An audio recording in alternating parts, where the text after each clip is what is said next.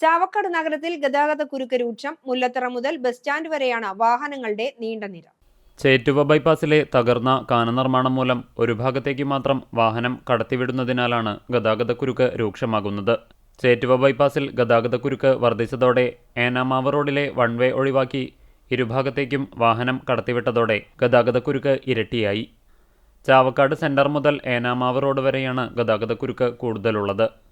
ചേറ്റുവ ബൈപ്പാസിലെ കാന നിർമ്മാണം മൂലം ആഴ്ചകളോളം റോഡിന്റെ ഒരു ഭാഗം അടച്ചിരുന്നു. റോഡ് പണി പൂർത്തീകരിച്ച് തുറന്നപ്പോഴാണ് കാനയുടെ സ്ലാബ് തകർന്നത്. തകർന്ന സ്ലാബിന്റെ നിർമ്മാണ പ്രവർത്തനങ്ങളാണ് പുരോഗമിക്കുന്നത്. നഗരത്തിലെ ഗതാഗതക്കുരുക്കൊഴിവാക്കാൻ സംവിധാനം ഒരുക്കണമെന്നാണ് നാട്ടുകാരുടെ ആവശ്യം.